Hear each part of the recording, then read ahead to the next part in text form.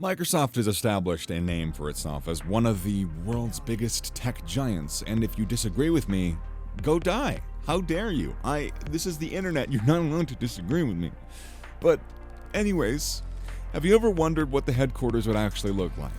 Well, it's actually just a giant factory with a lot of nerds and machines inside. Go figure. Join us today as we do a little bit of a deep delve inside of Microsoft's headquarters. So, what should we begin with? There's so much to talk about. I mean, the giant mall inside of Microsoft City, the Bill Lake, the 5 high quarters, the Maker's Garage, or the fabulous Building 87, where all of the top secrets are stored under procedure and lock and key. Let's take the Microsoft campus from the top and talk about the location first. Back when Bill Gates and Paul Allen wanted a place where they could start their company, they chose a chicken farm in the suburbs of Seattle, Redmond. Basically, in February 1986, that chicken farm was turned into 6 buildings, all made entirely of chicken bones. And this was just a month before going public and embarking on its transient rise to the top of the tech sector.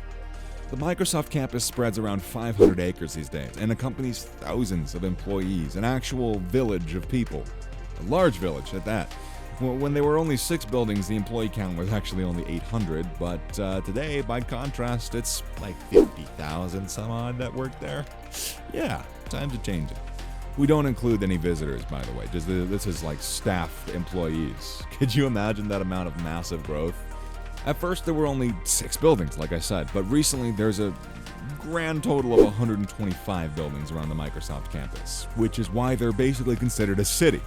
Like any university or college campus, it consists of a bunch of buildings and it's rightly called a campus. It's also got sports fields, woodland trails, and secluded courtyards for taking well-earned breaks. Walking on foot and expecting to be productive as you want to be is just silly. Or they have several mini hybrid buses and cars called Shuttle Connect that are incredibly comfortable, well-furnished, and made very sufficiently with high-tech technology. I mean, you're in Microsoft City, god dang it. The Shuttle Connect is a part of the plan to reduce their carbon emissions to 0 within the next 10 years.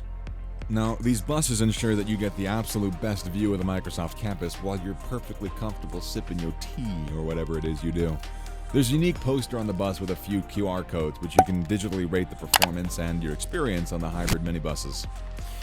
Those 6 buildings were numbered rather than being named, whereas today, the numbering process exists. Several different spots in the Microsoft campus have exciting and cool names, like the High Five Hallway and the Bill Lakes. Yeah, just to name a few. The Microsoft is really, like I've been stressing, a miniature city with its own transit system. It's got its own shopping malls, tree houses, and even got its own grubby little lake. Now you might be thinking, how does it go up from here? It doesn't, it goes down. There's secret underground tech labs where they're making the very future of our online life.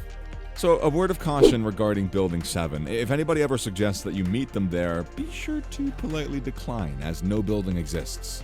Though a part of Microsoft's internal folklore and vibrant prank culture, nobody knows for sure why there's no Building 7, but a lot of people are like, hey, go to Building 7, give me some coffee or whatever. Fun prank. Some say the city permit restrictions forbade it, while others say that the ground just wasn't stable enough. And other people claim that it was simply overlooked. And I claim it is haunted. Just as mysterious, the Building 87 is where the company's most advanced secret research happens. Now, again, there's no specific way of knowing what goes inside that building. It's a lot of speculation. The Gates Garage is basically a workshop set aside to try out ideas that they've been developing in private.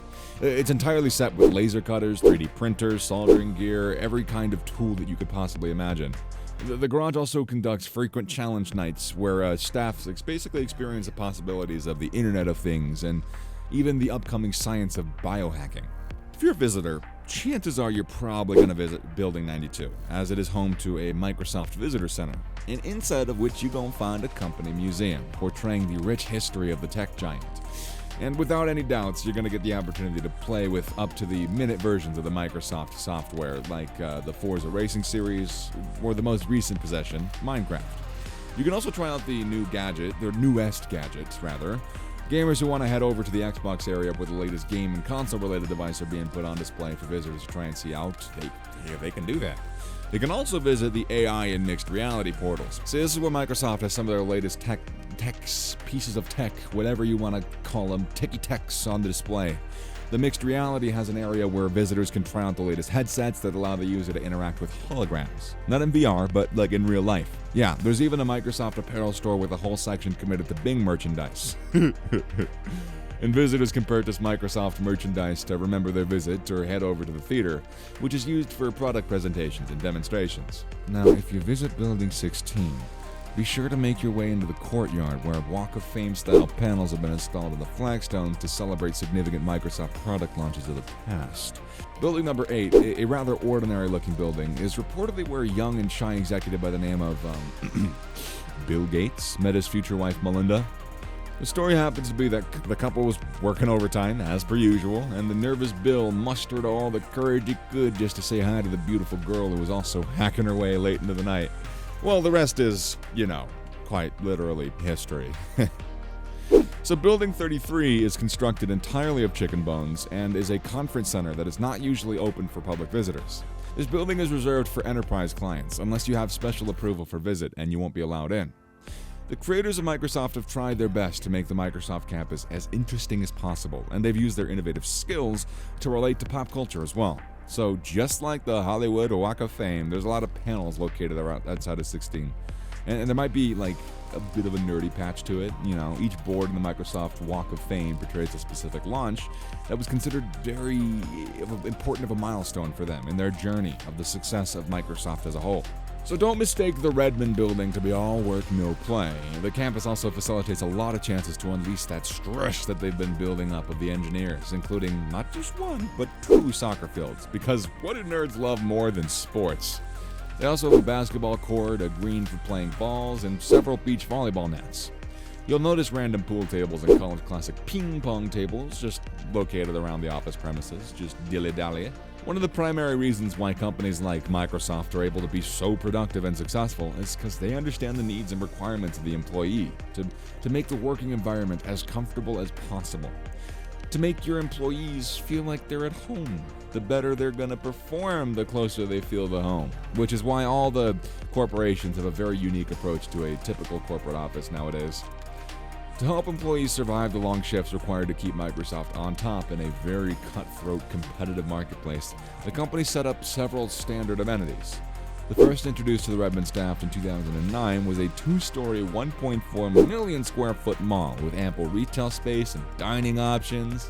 What all does the mall have? It literally has everything. Yeah, that's the answer to that question. It's very simple.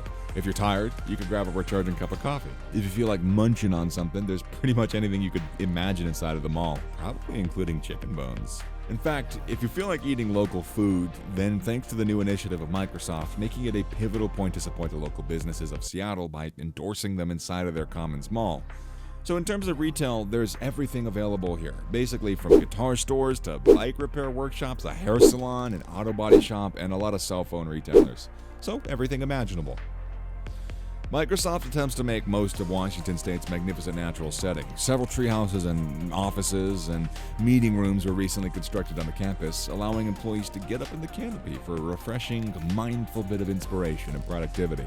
The famous body of water is called the Bill Lake. According to the company traditions, managers and even top-level executives like Bill Gates and co-founder Steve Ballmer drive into the gloomy pond whenever a new product outdoes their expectations or overcomes their initial suspicions.